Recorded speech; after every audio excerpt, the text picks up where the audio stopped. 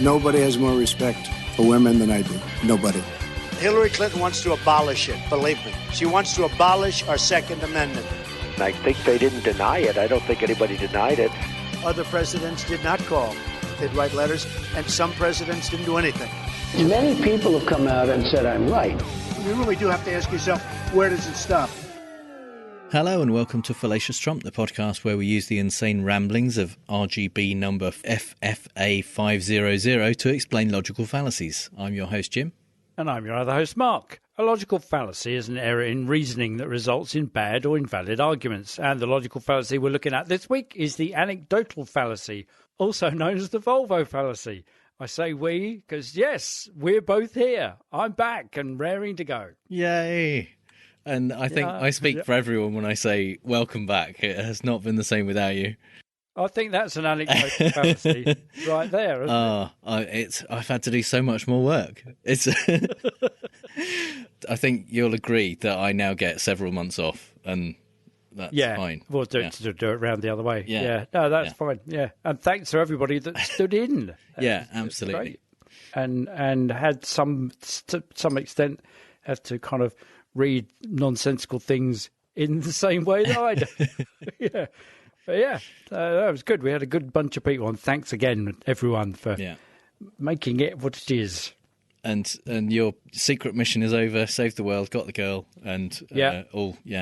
And I will return. Yeah, and I will return in comes up at the end. Yeah, all of that. Yeah. Excellent. So the anecdotal fallacy is when people use anecdotes to back up their arguments. Now, there's nothing inherently wrong with using anecdotes. In fact, it's incredibly useful to explain stuff to people. And, I mean, we know as filmmakers that there's really nothing better than a story about a specific person to get a point across rather than data or, graphs and stuff like that. It just doesn't have the same emotional impact. Yeah, exactly. It kind of focuses the story around it in a kind of human way, doesn't it? So if you're putting a large story across, you can get a single person to represent that large story and the large number of people that it affects, then you can connect with it much more readily. Absolutely. But it becomes a fallacy when you use anecdotes to lend much more weight than they warrant to an argument, or actually kind of often use them in the face of data which contradicts them. So our first example comes from Trump back in the second Republican presidential candidate debate. Oh, wow. And he was talking about vaccines. But you take this little beautiful baby and you pump. It looks just like it's meant for a horse, not for a child. And we've had so many instances, people that work for me just the other day, 2 years old, 2.5 years old, a beautiful child, went to have the vaccine and came back and a week later got a tremendous fever, got very, very sick, now is autistic. So even if we assume that's true... Right, yeah. And that's very sad if it is true. Yeah. That's one case which flies in the face of all of the data on vaccines causing autism, or rather not causing autism. Yeah.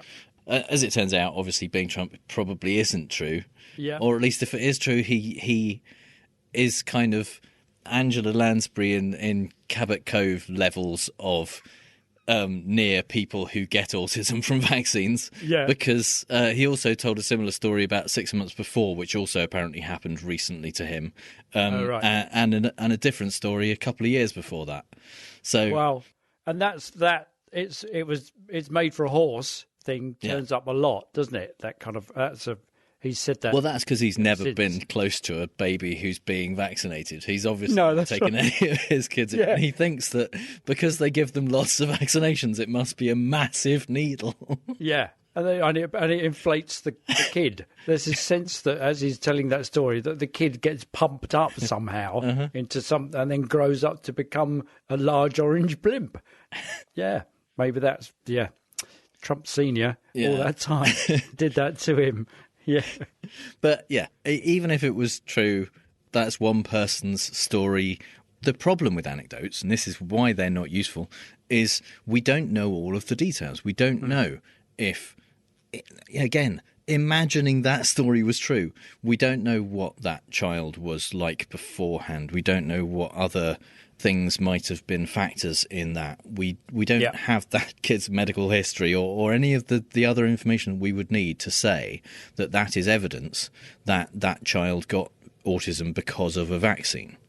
We have at best a post hoc ergo propter hoc thing where one thing happened and then another thing happened. And is it the thing that happens with the anecdotal fallacy that they get cited in the face of a lot of evidence? So that's where the Volvo fallacy comes from is, you look up on the website, you decide to buy a Volvo, they've got the highest safety rating, and then you tell somebody that you're going to buy a Volvo and they say, oh, no, well, the oxygen sensor light kept coming on and you had to change the master cylinder and that was really expensive. So in the face of all that evidence to the contrary, you get this latest bit of anecdotal stuff from somebody that you know. Yeah, absolutely. And that the reason that we use stories to get points across is because humans have evolved basically to pass on information through stories. And the whole thing about social proof is that you believe what people tell you to some extent, at least, about their own experiences with something. And if you know that person, you're more likely to value that person's opinion or experience. And you might then choose to go against the evidence of something like with the Volvos, the actual kind of crash tests that have been done that show them to be particularly safe. And someone says, oh, well, I knew someone who was in a crash and it was very bad and they were hurt. I've got an anecdote about Volvos. Volvo was my first car. And when I was driving a Volvo, there was a story in our local paper of a Volvo that had been in a crash with a bus. Right. And there was a picture, and the bus had gone into a ditch and was like crashed, and the Volvo barely had a scratch on it. Yeah, exactly, yeah. Well, yeah. Volvo came out the best. Yeah. Yes, exactly. 16 people died, all in the bus. Yeah. So, and I don't know any of the other details of that story.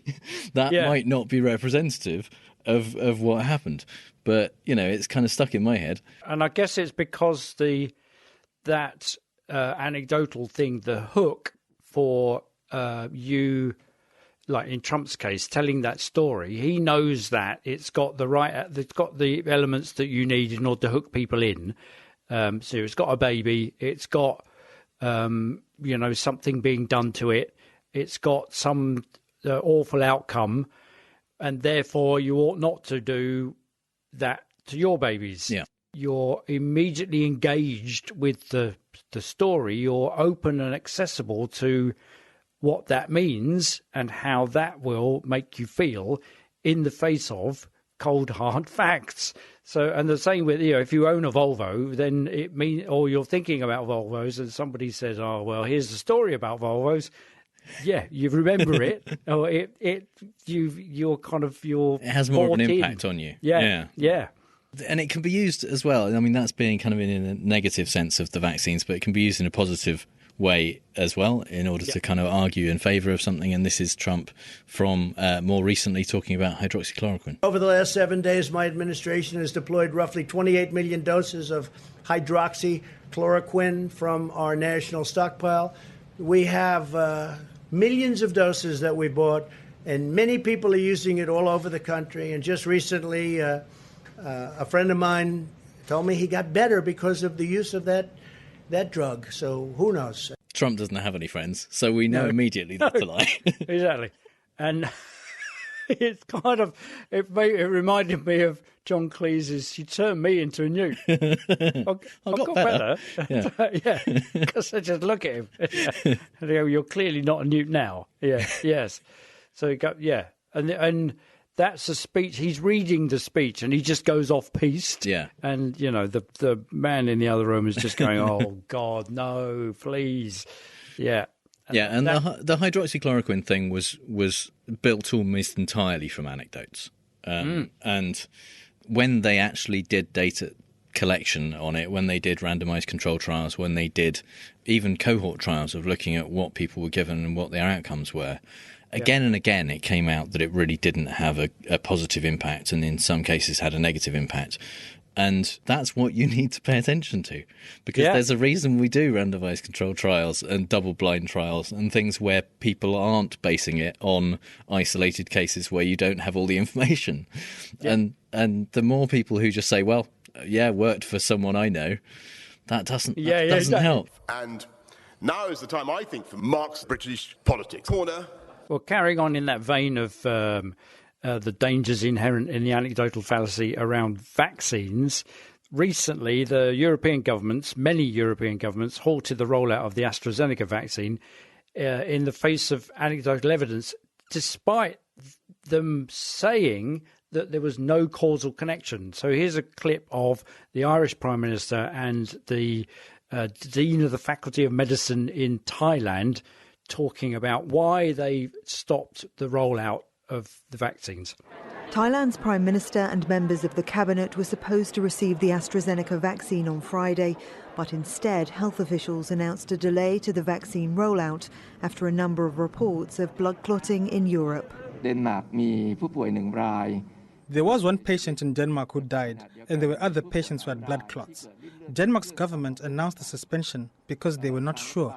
This is not to say it's related to the vaccine, but when such cases occur, for safety, we have to postpone the administration of the injections to allow further investigation to take place. You guys made the decision over the weekend to pause on this AstraZeneca vaccine. Tell me why you made that decision. Well, essentially, our clinical advisors took this decision on foot of a notice from the Norwegian authorities in respect of a cluster of cases that occurred in Norway in terms of blood clotting. Now, there is no causal effect established or anything like that yet, but as a precautionary move, in line with the precautionary principle and an abundance of caution, our clinical advice was to pause the programme. So what they're both saying is, and it's kind of it's telling, I think, in the way that it's anecdotal, is that one of them cites Denmark and the other one cites Norway, and you think, well, where is it? And I couldn't track down what where the route was, but there was this kind of sudden wildfire anecdotal. It's causing blood clots, and there's like one person and a few people and a cluster, and then so it's all very vague, but it's reached as far as Thailand, and the Irish Prime Minister there, Michael Martin, invokes the precautionary principle to kind of justify this, and the precautionary principle it states that a precaution should prevent potentially harmful actions being taken even before a causal link has been established by absolute clear scientific evidence. And it comes from an EU proclamation in 1987 intended to prevent harmful substances being dumped into the sea, even if there was no scientific evidence providing a direct link to environmental damage. So it's a bit like well, as we'll come on to in the example of the world, there's that kind of, well, we'll just bung a whole bunch of horrible shit into the North Sea. There's no evidence that it will, as yet, that it will cause environmental damage, but it's awful shit that we don't want on land and we're putting it in the sea. There's likely to, let's just assume there is going to be some damage, it's a bit it's a bit like the kind of climate change thing is, it seems like it's bad already, and it seems like it's probably getting worse, and everyone's like, yeah, but you can't prove it's definitely going to destroy the planet, so we probably shouldn't do anything about it at all. Yeah, exactly. Yeah, but you kind of think, well, actually, we should. Yeah, so Natasha Loder, who's the health policy editor at The Economist, kind of says, well, the calculation is different during a pandemic.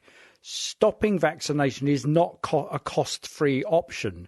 When in dumping the stuff into the sea, if you stopped dumping stuff into the sea and waited for more evidence, there's no costs involved. A French doctor estimated that vaccinating 100,000 people over 50 today rather than tomorrow will save 15 lives. So there is a cost involved with not vaccinating people. So just hearing this anecdotal evidence, and the anecdotal evidence is kind of, there's one or two, I think there were so far across the EU and the UK, there have been 15 events of deep vein thrombosis. These are the blood clots they're talking about.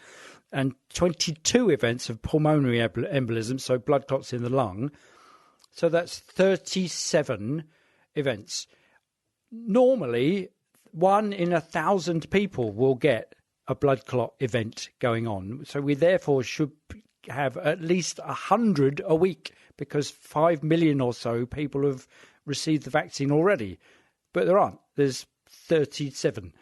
So you would, under normal circumstances, would you not just go, well, that's less than the background count, so let's not use that as evidence to stop the thing. We'll just continue to monitor it, because actually COVID is really bad for giving you blood clots, especially in the lungs. So, you know, it isn't a bad thing to take this vaccine. It doesn't increase the chances. Certainly hasn't gone up to the background limit of the background number of 1 in 1,000. COVID is the thing that will give it to you. So take the vaccine, because like all vaccines, and this one's been tested and it continues to be tested, like all vaccines, it will prevent you getting it. Yeah, and unfortunately, in the kind of the attempt to be cautious, with the amount of vaccine hesitancy and misunderstanding and conspiracy theories and stuff there are about the vaccines anyway, stopping vaccinating it, having lots of news stories about it and all that kind of stuff, when actually there isn't really any evidence when you look at it that it is a problem, causes much more of a problem. It fuels the conspiracy fire, doesn't it? It adds. I mean, as soon as I was reading this out to the anti-vaxxer in my life, they were saying, "Oh, right, what evidence is that then?" So I had to read out the numbers and say, "Well, it's against the background thing. It's less. There've been fewer cases than there are normally." Yeah. So anything, it appears to be helping.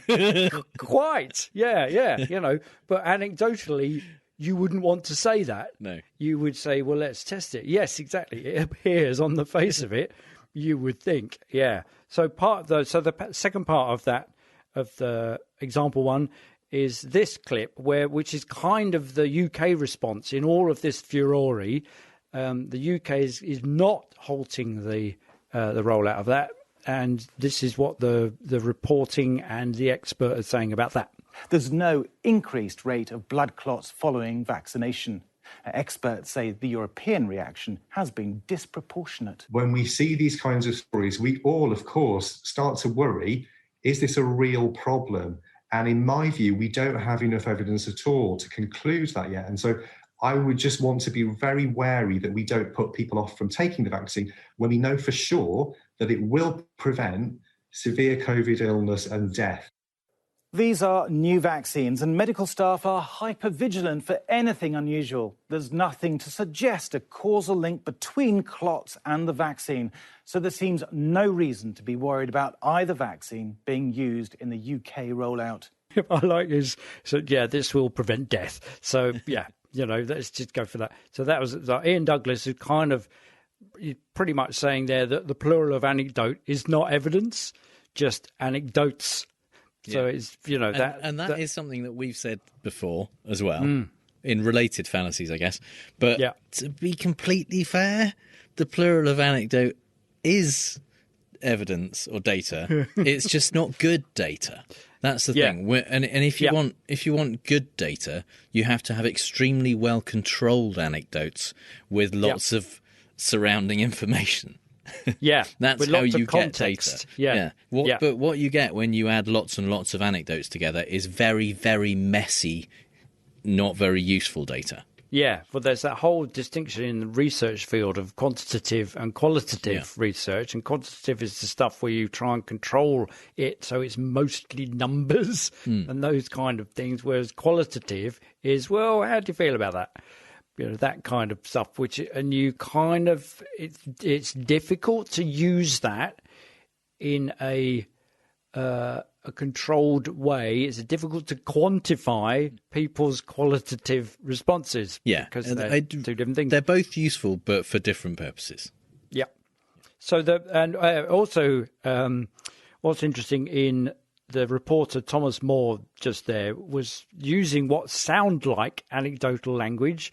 Experts say the reaction has been disproportionate, which in our knowledge of conspiracy theorists, they would just go, oh, well, look, you see, well, experts are saying that. They're according to scientists. Yeah, well, it's our previous episode, Anonymous Authority. So, yeah, experts say. So it's that kind of thing. But you kind of go, well, yes, the reason they're saying that is because they are looking at the evidence and they're saying there is no causal connection that can be established from this evidence. So the only causal connection that can be established is by somebody just making stuff up or being overcautious. And what's interesting is that the UK's response is to trust the experts, which contrasts rather vividly with the second example, which we've used before, from 2016, when Michael Gove infamously said people have had enough of experts and cited his single own personal experience as sufficient anecdotal evidence to support his claim that the majority of the UK have had their lives made worse by the European Union. Because what's your factual basis to say the majority of people in this country are suffering from EU membership? Well, I know myself from my own background. I know that the European Union depresses employment and destroys jobs. We haven't got a majority. My father had a fishing business in Aberdeen destroyed by the European Union and the common fisheries policy. That's one person. The European Union has hollowed out communities across this country. So, yeah, bit of a jump from my father had a fishing job and he lost his job because of the agreement with the European. So, therefore, the majority of people have been affected by that, and yet this is the same Michael Gove is now saying, well, yeah, we must trust the experts, and we will continue to put this vaccine out. And you kind of, well, actually, so what we've learned is that, especially from this government, is that anecdotal evidence is only valid when it's politically expedient to make it so, and also that it must contain inherent EU bashing in order for it to be proper evidence. It's also always worth pointing out that Michael Gove's dad denies that the EU had anything to do with why his fishing business went under. Well, exactly, yeah. And, you know, it did. And Michael Gove saying, yeah, it's you know, from my experience. He said, what your experience as a member of of Westminster voted in, and he went to Oxford, and all that, it's not done you too bad, actually. If it's not, you know, you've spent most of your political life under the EU as part of the EU. And then it was expedient for you to say, oh, no, it's terrible in 2016 when you saw your chance.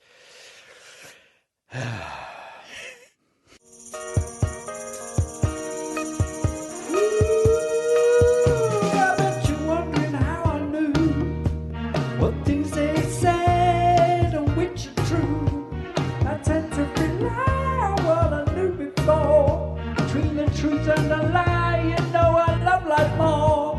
It took me by surprise, I must say, when I found out why I'm always changed. Oh, I heard it through the grapevine. With the pieces and I say was mine. Oh, I heard it through the grapevine. It's about to lose my mind.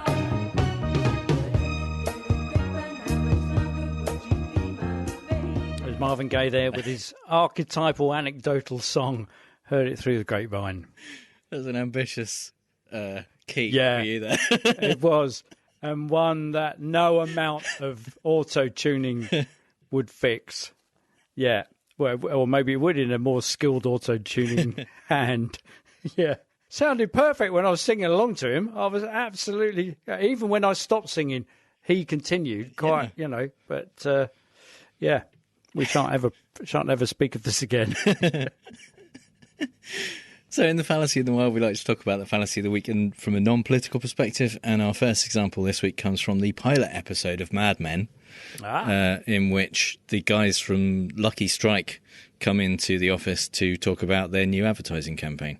This morning I got a call from our competitors at Brown and Williamson, and they're getting sued by the federal government because of the health claims they made. Yeah, we're aware of that, Mr. Garner. But you have to realize that through manipulation of the mass media, the public is under the impression that your cigarettes are linked to certain fatal diseases. Manipulation of the media, hell, that's what I pay you for. Our product is fine. I smoke them myself. My granddad smoked them. He died at 95 years old. He was hit by a truck. Brilliant. Yeah, an absolutely classic as an anecdotal fallacy is well, cigarettes must be fine because I know someone who smoked them and didn't die from it. That's right. Yeah. And you kind of call that one out at the moment. Yeah, it was a bit like David Hockney. He's kind of, I think later on in this scene they say, so are you saying you're going to die anyway, so you might as well smoke our cigarettes? And David Hockney has a sign up in his studio because he's notoriously smoked and he's like 80-something now. And in his studio, it does say, you're going to die anyway, so smoke them if you got them. It's that kind of, there is that kind of reversed thing. And you think, well, it would be interesting to see how many people smoked who didn't die versus how many people smoked who did die. And it's which reminds me of the other vaccine-related anecdotal fallacy thing. I read this meme that was all the people that were on the pilot smallpox vaccines in 1798. They're all dead now. Makes you think. Yeah. So our second example in this section is from a series called Enemies of Reason, which was a documentary by Richard Dawkins. And in this one, he is talking to Professor Chris French, who's a psychology professor at Goldsmiths College and a kind of investigator into paranormal claims. In fact, we saw him do a brilliant talk a couple of years ago about Did he do? Yeah, about reincarnation and stuff. Yeah. And here he is talking about dowsing, and he set up an experiment where he gets people to try and demonstrate their ability at dowsing. What you'll typically find when you talk to dowsers is they'll give you lots and lots of anecdotal evidence, lots of stories about how they discovered a leak in their neighbour's pipes and so on and so forth. But there are always other possible explanations there. Yes. What we're trying to do is set up conditions which would rule out any of those other explanations. But then we get down to the very fundamental, basic issue: can the dowsers actually do what they think they can do? Yes. Spoiler: no, they can't. Yeah. And one woman is particularly distraught at the fact that she couldn't do it. Yeah. But I had, when you put this one up, I reached across on my shelves in my study. I've got a certificate where I'm actually a certified dowser because I went to this place in Cornwall. I think maybe I'm an honorary member of the Guild of Cornish Druids as a result. And they gave you a set of dowsing rods, which was basically like an enormous wishbone, and you had to hold it in the most unnatural fashion and then walk under what looked like a prehistoric stone arch. And if the thing moved at a certain time, they would go, well, there you go. So, well, what have I discovered? Water? What? And they could say, well, no, you've got in touch with the ley lines or whatever. And you think, well, hang on a minute, this prehistoric arch here that's made of massive bluestone or whatever it is, how did you get permission to build what's ostensibly a bungalow 5 feet from it? He said, oh no, the bungalow was here first. and you go, okay, so yeah, not so ancient. Well, it's a bit ancient now, it's probably the 90s, but it's not so ancient. So yeah. So yeah, what Chris French did here is he got a tent and set up various kind of buckets, essentially with lids, into which of 6 he put water, or someone actually, because it was double blind. So one of his assistants, without him knowing which one it was in, put a bottle of water in one of them and bottles of sand in the others. So they all had plastic bottles in. The only difference was that only one had water in, and the dowsers were given, I think, 2 guesses on each turn to see which one had water in it, and at no point did anyone get better than chance.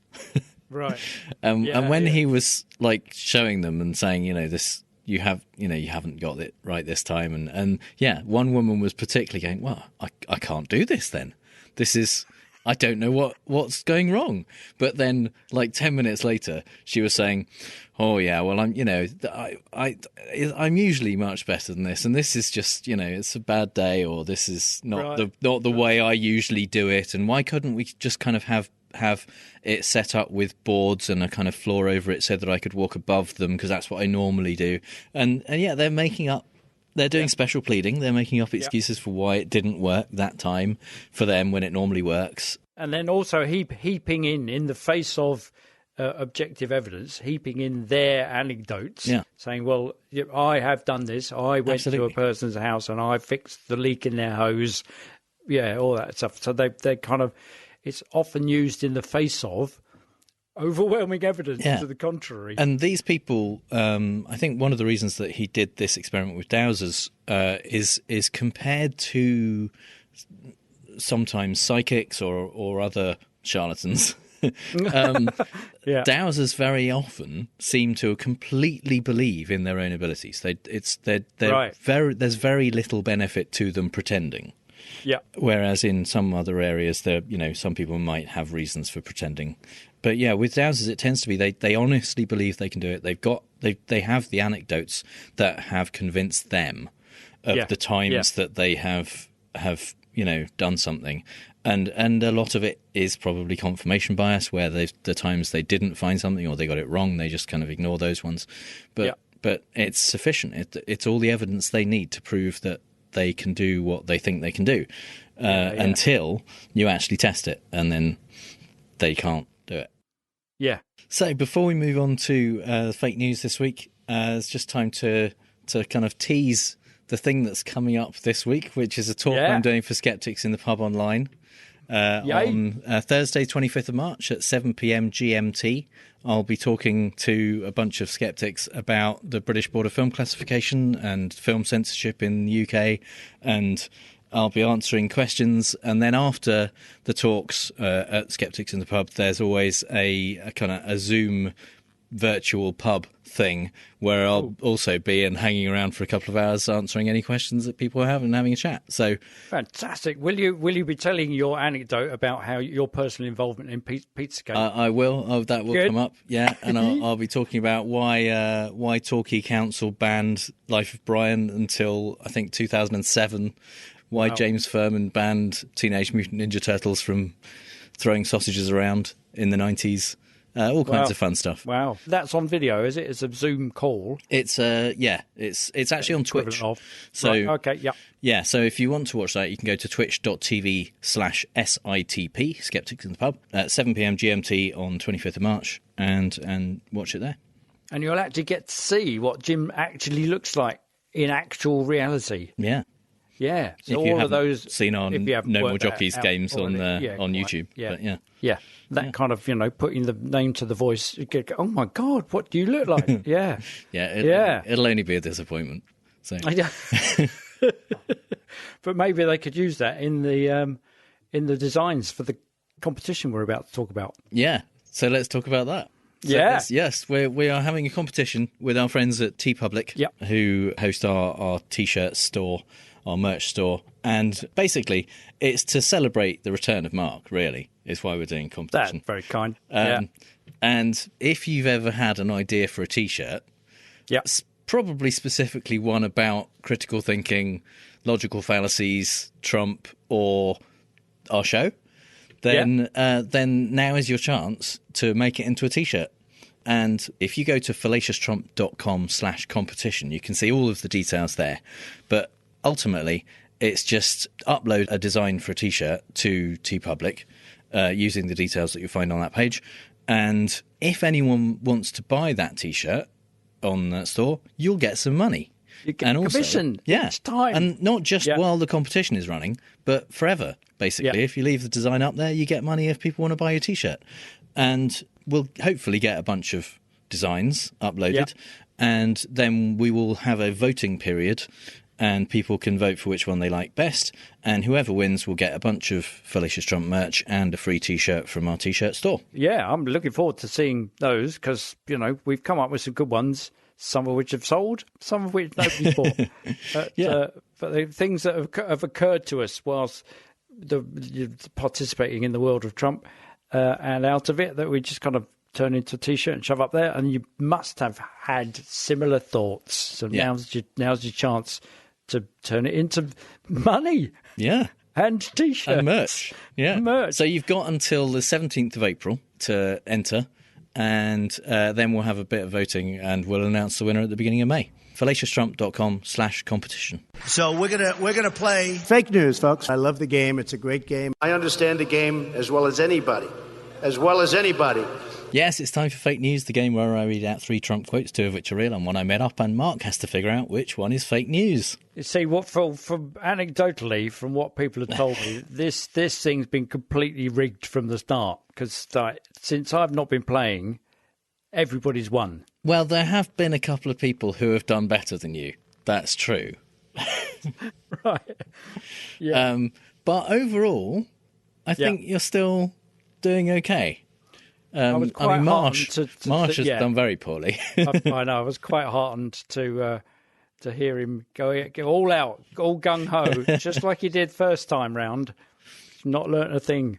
Yeah. And to be caught out by that, you see, sometimes you kind of, in the face of all overwhelming evidence, you still think anecdotally, I'm going to win this time, and you can't. Yeah. Well, you're currently on 27 out of 60. Oh, good. Yeah. So, blimey. So, you're doing better than some people, worse than other people. That's very comforting. Yeah. It's very philosophical. Could be worse, could be better. You're officially not the worst person in the world at this game. So, yeah. Brilliant. That's brilliant. Yeah. So, the theme this week is... I went back to an old speech that I've actually taken some examples from before because it was fucking mad. And this was actually about, it was a press conference that Trump held about positive job numbers when everyone thought during the pandemic the job numbers were going to be really bad and they were only slightly bad. And he talked for an hour. Almost none of it was about that. Right. And but what he did do during this speech is use several different analogies for coronavirus, and then immediately forget what he was talking about and move on to something else without really finishing the analogy. Oh, okay. So that's what these are about. Righto. So statement number 1. It's sort of like when you go in for an operation, if a person is healthy. We were healthy. We had the greatest economy in the world. We went in for an operation. We closed our country down. We closed it down. We saved possibly 2 million, 2.5 million lives. Now, it could have been 1 million lives. I don't think anything less than that. Okay. Statement number 2. Yeah. It's like a hurricane, and we were worried. We didn't know, is this going to be a hurricane or a major recession? A major recession that's not artificially caused because this was artificially closed. We just said, boom, closed, and everything just stopped. And also, you know what else stopped? Big numbers on death by doing it. Okay. And statement number 3. It's kind of Where's the hurricane? Okay. It's kind of like with a great fighter, really one of the greats. We had a really bad situation that was not even our fault. China should have stopped it, and they could have done, but they didn't. We did everything right. Even my enemies said I did the right thing by closing, but afterwards, only afterwards. A lot of people didn't want me to do it. Right. Okay. Well, I quite like the hurricane one. It's great, but it's kind of no. Forget that. It's like a hurricane. No. Forget it. It was like when you're fighting Muhammad Ali, right? It's like that, but then just doesn't finish. So you're waiting to go. Well, okay. Yeah, how is it like that? Round up the analogy so that you're making a deep and meaningful insight that I can hook onto. Okay, so I quite like the hurricane one. It sounds very much like him because he's got a major recession. It's either a hurricane or a major recession. Like people say that. It's a hurricane or a cyclone. No, it's a hurricane or a major recession. Major recession that's not artificially caused because this was artificially closed. That sounds like he's had a thought that might lead somewhere. Okay, so I'm sort of quite like that one. When you're going for an operation, person healthy, we were healthy, close it down. See that? I don't think anything less than that is kind of it's a Trump nonsensical thing. But then the third one, he's managed to have a dig in there at China and at his enemies. Okay, having said that, so I think Great Fighter Hurricane Operation. Okay, right, I think number 3 is the one that you made up. Okay, so out of the other two, which are you more convinced? I'm more convinced by the hurricane. Okay, so number 2 is real. It's like a hurricane. And we were worried. We didn't know, is this going to be a hurricane or a major, major recession? A major recession that's not artificially caused, because this was artificially closed. We just said, boom, closed. And everything just stopped. And also, you know what else stopped? Big numbers on death by doing it. Big numbers on death. That's brilliant. Let's get wait a minute. A major recession that's not artificially caused because we caused it artificially. It's basically what he's saying. Then he realised he's tied himself up in knots. It's a major that's not artificially. What? Oh, so it is a major recession, but not one that we caused. So it's the one that we caused is less of a recession. Or is it a hurricane? Or is it? Yeah. But either way, big numbers on death. Yeah, big numbers on death. That's brilliant. That's a fantastic album title, isn't it? Big numbers on death. So, okay. You also thought that number 1 I think number was 1 real. Real. And number 1 is real. Oh. It's sort of like when you go in for an operation, if a person is healthy, we were healthy. We had the greatest economy in the world. We went in for an operation. We closed our country down. We closed it down. We saved possibly 2 million, 2.5 million lives. Now, it could have been 1 million lives. I don't think anything less than that. What? So where's the analogy? It's like, okay, so you're perfectly healthy, but you're going for an operation. Yeah. And therefore, that means... Well, no, it doesn't... About 6 or 7 minutes later... Right. He got to the point of this. Oh, okay. Because this was in June of 2020. So, right. Yeah. So still, at that point, I think there were 110,000 deaths. Right. It's up to 530,000 now in the US. Jeez. But at that point, he was saying, it's basically over. And he was saying that the reason that they'd done so well and achieved so brilliantly was because they were so strong going into it. Right. That's the point, is that the patient that needed the operation of closing down was strong, was healthy when they needed the operation. Okay. Right. That was the point of that one. Right. The hurricane one. Yeah.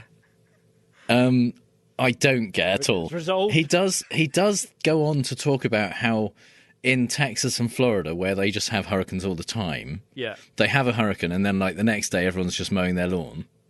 Right. But that didn't at any point make any more sense than that. Right.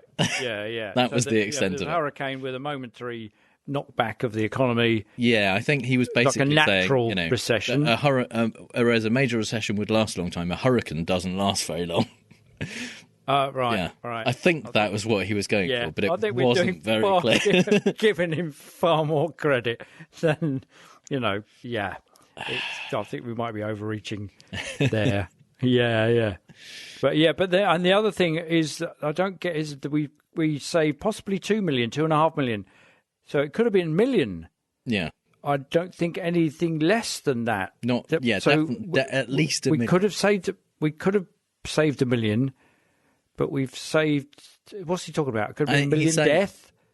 That he reckons that by closing the economy and the country down, they saved 2.5 million lives. When the model that had the absolute biggest death toll, which I think was University College London model, said that if nobody in the world did anything at all, and literally people didn't even wash their hands or do anything, or just went to the races. Yeah, the US would lose 2.2 million lives. Right. That would be like the absolute worst case scenario if you took no notice of it whatsoever and everyone pretended nothing was happening. Yeah. And he says that they saved 2.5 million lives by closing the borders to China in February. Right. Yeah. Yeah. So that means that you did on your return. You got your first one is right. All right. Which takes you to 28 out of 61, which is almost 46%. Good God. So above average. Well, yeah. I mean, above chance. Oh, okay. Because chance would be 33%. So yeah. Oh well, that's it's creeping up towards the 50% mark. Yeah. Anecdotally, I kind of think that's because I've got it sorted out now, but no. In the face of overwhelming evidence, it's just luck. Yeah, it's one of those data things. Doesn't support that. No, no. I thought for a minute there I could begin to read your ones like a book, but no. But next time round, it won't be the same, I don't suppose. Yeah.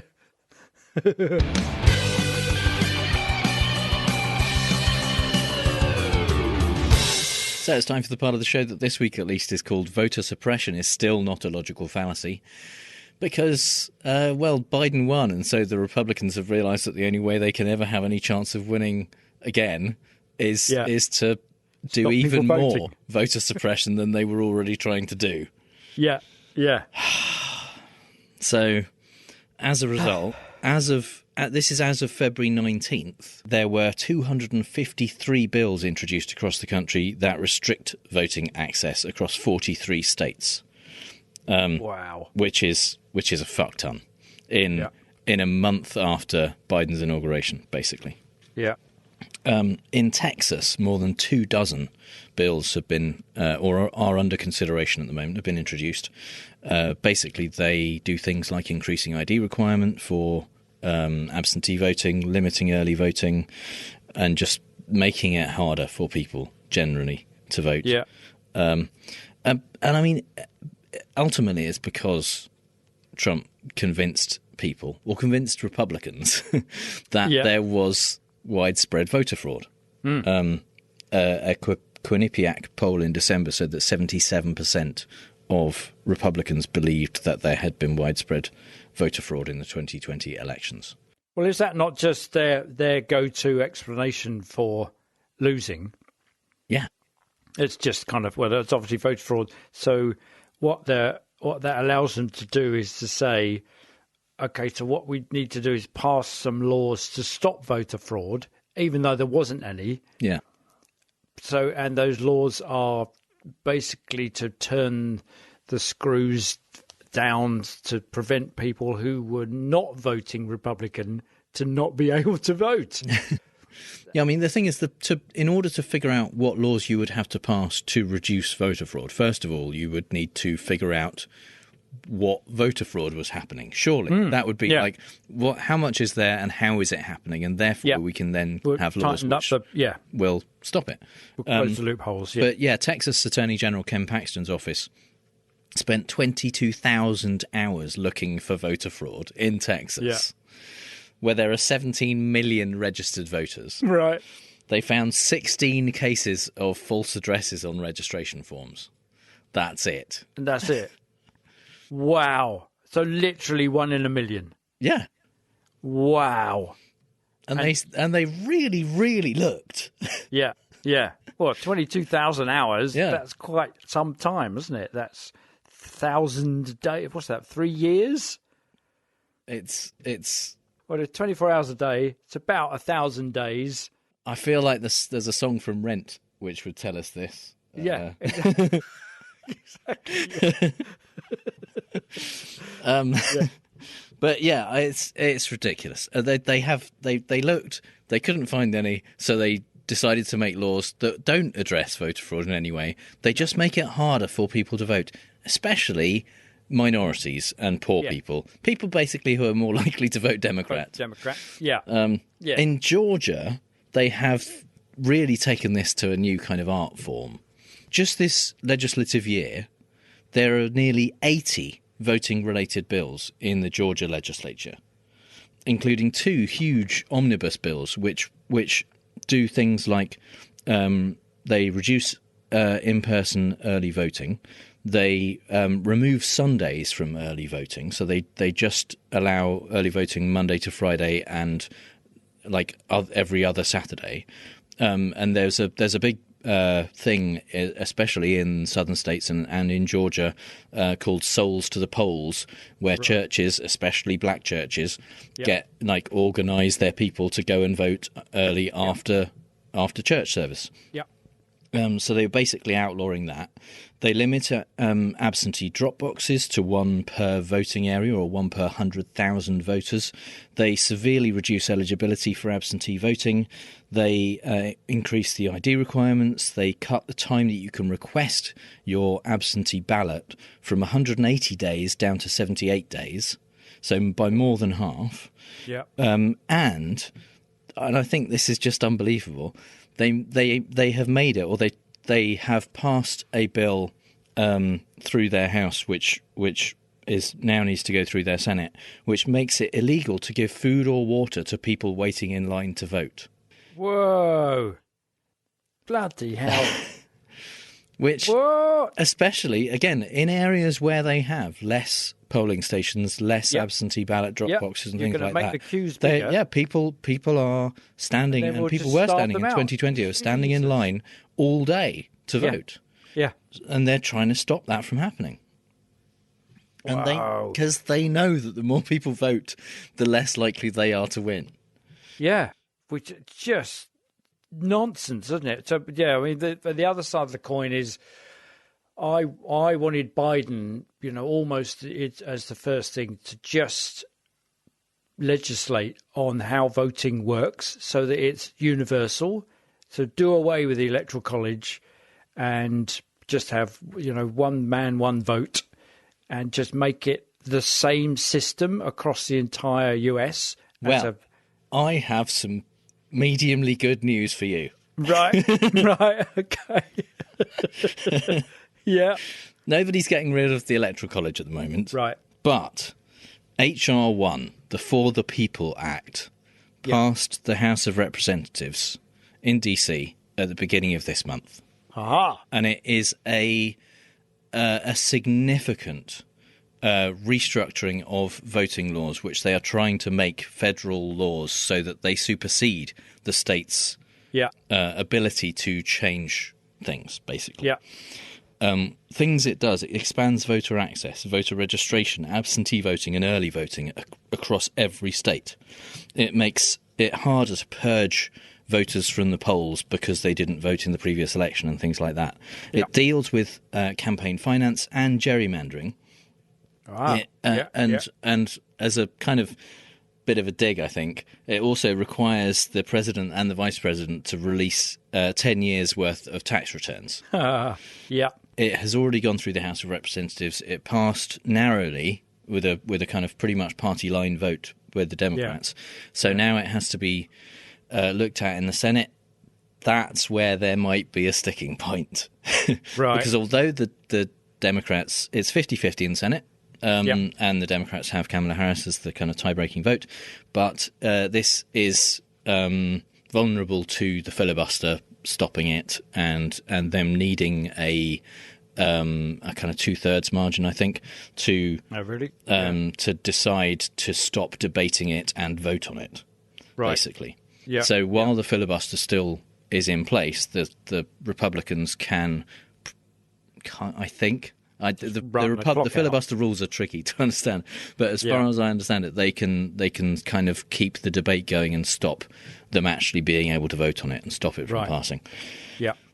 There's also a lot of talk about either not necessarily abolishing the filibuster, because unfortunately there's a couple of Democrat senators who are against abolishing it, but there is talk about making it harder to use, essentially.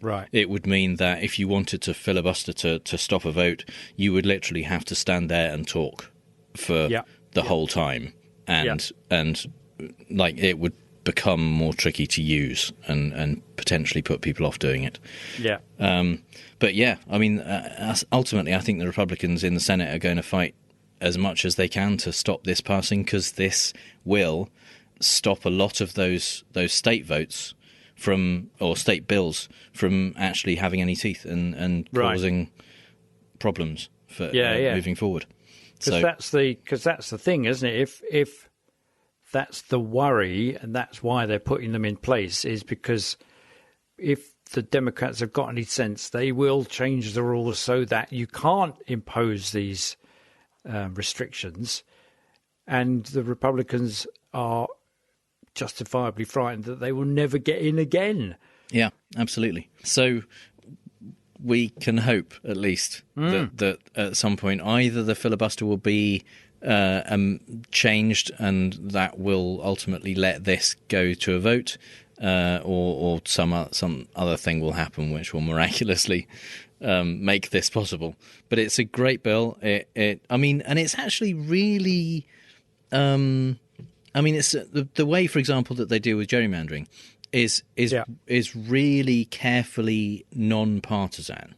Right. It's really trying to make sure that the people who are drawing the maps of districts for voting are completely independent. And there are rules in there. And it's like a 790-page bill, this thing. Yeah. So it goes into detail. There's something like 30 pages just on how they would choose the panels of people who would do the drawing of the districts. And the rules of how they can't have, basically any political affiliation at all. So they're really trying to avoid any impropriety or appearance of impropriety or anything that they could say. And yet, of course, still the people on the right are saying, HR 1 is just a blatant power grab from Democrats. Yeah, of course, yeah. But that's the thing, isn't it? That the left wing, and the same occurs to me. Well, it feels like it's like this in the UK as well. That the left wing are very careful about the nuances in order to appear to be completely apartisan, and to make the law be able to be adopted by both sides of the House, because it isn't, it's clearly neutral. They try to make it as clearly neutral as they possibly can. And that's true of the Democrats, it's true of the Labour Party.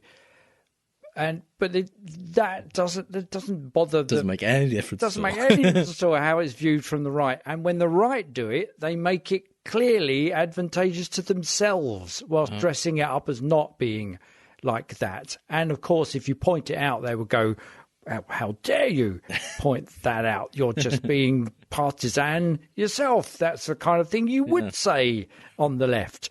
And people who call us racists are the real racists. Yes, exactly. Yeah. All political lives matter. Yeah, there's that never ceases to appall me and in a way, that's why I wanted Biden to just kind of play as dirty as the Republicans, because who's going to pull him up? They're going to say he's doing that anyway. Yeah, damned if you do, damned if you don't. So you might as well just be as fucking awful as the Republicans are, and ruthless, and focus, and just say, we are just going to do this. We're going to stop you doing what you're clearly doing in Texas and Georgia, and we know you're doing it, and you can fuck off, the lot of you, and we're going to vote this through. Yeah. And they'll just go, whoa, what would that? But they don't. They're decent and humane and neutral about it, and they still get called, left-wing communists destroying the world. Yeah.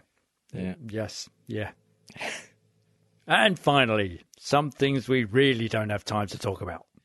When Biden didn't manage to get the $15 minimum wage included in the stimulus bill, a surprisingly large number of people decided that meant he was just like Trump, presumably because they're idiots. Here's just one example of how they're different. Remember back in 2017 when Bill O'Reilly told Trump that Putin is a killer, and Trump immediately threw America under the bus, saying, "Where do you think our country's so innocent?" Well, Last week, George Stephanopoulos asked Biden if Putin was a killer, and Joe said, I do. Vlad the killer isn't quite used to presidents who have the balls to criticise him, so bizarrely he challenged Biden to a live debate. Biden's a bit busy presidenting right now, but also, that's not a fucking thing that happens. No! Politicians debate their political opponents when trying to get elected, not just randos with hurt feelings. Needless to say, Charlie Kirk, Madison Cawthorn and basically all of Fox News are openly rooting for Russia in the non-debate against the US. Yeah, which makes them good old Americans. Yeah. Very, very odd. Long regarded as the grandfather of creepy, artificially coloured, tallow-derived horror, The House of Wax has nothing on Ripley's, believe it or not, Louis Tussauds Auditorium in San Antonio, Texas. The likeness of dripping grease collection Donald Trump has had to be removed for repair. In a rather leading question, well, we're all thinking it, spokeswoman Suzanne Smagler-Potts was asked if the damage to the Trump figure occurred because of repeated punches to the face. She said, well, have some people done that? Yes, but it's also been damaged accidentally as well. Usually wax museums' likenesses are laughably inaccurate in their depictions of famous faces, so it's either testament to their talented team of artists that Trump's face was punchably recognisable, or it simply needed a couple of good haymakers to have it resemble the collapsed honeycomb of his visage more closely. Suzanne assures us the company has no political bias and allows visitors to pose with figures however they want. Great! I'm heading to San Antonio with a baseball bat. Wisconsin Republican Senator Ron Johnson, told a conservative radio show that he never felt threatened during the armed insurrection on the Capitol, but that he would have been more concerned if the mob were Black Lives Matter protesters. Keen to prove he's not just being unbelievably racist, Johnson gave us some cold, hard facts. Out of 7,750 protests last summer associated with BLM and Antifa, 570 turned into violent riots that killed 25 people. And later, he even cited a source, a study by the Armed Conflict Location and Event Data Project. Unfortunately for Ron, a spokesman for that organisation then pointed out that that wasn't what their data said. The number of BLM-related protests was correct, but the 570 that turned violent was the total number from all protests, which includes thousands of non-BLM-based protests, including right-wing and anti-lockdown protests. And the 25 people killed by BLM protests? Well, that number includes the people Kyle Rittenhouse shot, at least 3 BLM protesters who were hit by cars that racists, drove into crowds, and numerous other examples that have in fact been attributed by authorities to far-right extremists.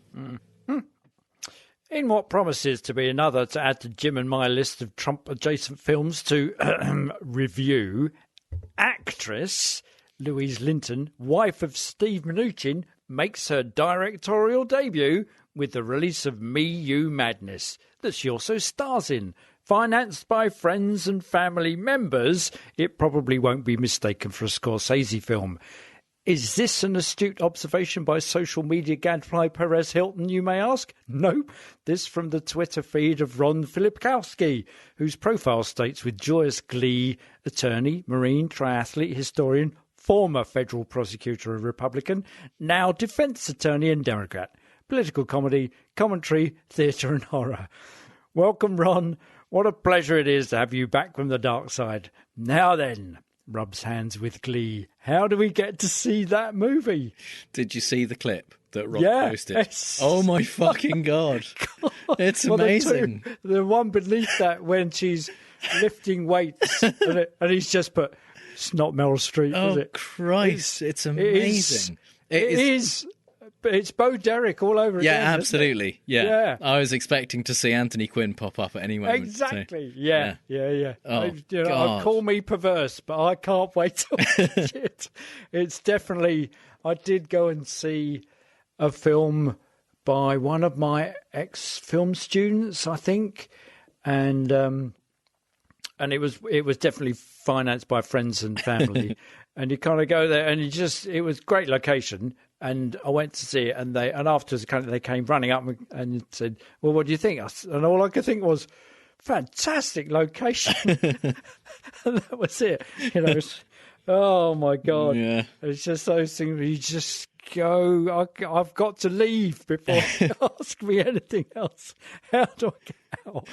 Yeah, and it's going to be like that. The fact Christ. that it's her directorial debut. She wrote it. She wrote, directed, and starred in it. It's fucking amazing. It's like we've learned. Have they learned nothing? You know, it's that kind of. We know about Madonna. Just don't do that. Don't. It's your debut. You've written it. You're in it, and you're directing it, and it's your debut. Yeah, you know, anecdotally and otherwise, we know that's going to stink. It's not Scorsese. But yeah. Last week, the House passed a resolution to award congressional gold medals to the Capitol Police and other law enforcement officers who protected members of Congress during an armed insurrection. You'd think that would be pretty uncontroversial, but that's because you forgot about America's dumbest politician, Louis Gohmert. Yes, that guy who claimed there are no rules about making so much noise you can't hear a witness testifying to Congress. Anyway, Gohmert and 11 equally repulsive colleagues from the Party of Law and Order and Blue Lives Matter circulated an alternative resolution which carefully avoided any mention of the attack on the Capitol, presumably to avoid accidentally insulting any of Gohmert's supporters. The initial bill, which included the phrase, "a mob of insurrectionists," passed 413 to 12. Yeah, gets to the 12R. Yes. Just when you thought it was safe to go back onto Twitter, Trump invents spam faxes. He's sent out a missive on headed paper, ostensibly from the 45th president, of course, no mention of the 46th, laying claim to the COVID vaccine and its rollout. And I quote, "I hope everyone remembers when they're getting the COVID-19, often referred to as the China virus vaccine, that if I wasn't president, you wouldn't be getting that beautiful shot for 5 years at best, and probably wouldn't be getting it at all," it reads. It concludes with a repeat of the words, "I hope everyone remembers." It's a classic Trump statement. The wounded narcissism, the unnecessary and very pronounced bigotry, the random capitalizations, random quotation marks, ridiculous boasts that he then increases to make himself feel better, the pointless repetition, and how Twitter has changed.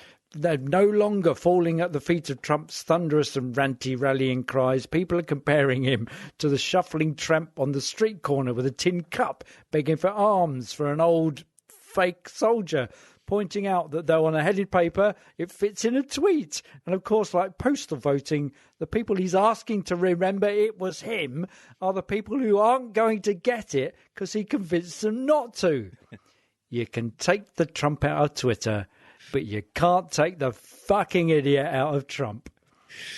Timothy Hale Cusinelli, an army reservist charged with taking part in the Capitol riot, has been called a Nazi sympathiser by co-workers.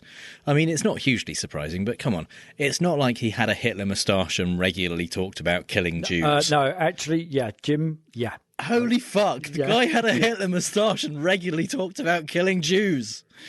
One colleague at the Navy base where he was employed as a security contractor said he told him he would kill all the Jews and eat them for breakfast, lunch and dinner, and he wouldn't need to season them because the salt from their tears would make it flavourful enough. And others recall him making derogatory remarks about women, black people and other minorities. His lawyer, who's really earning his money here, wrote in a filing that there was no evidence his client belongs to any white supremacist organisations. Well, maybe he's not a joiner.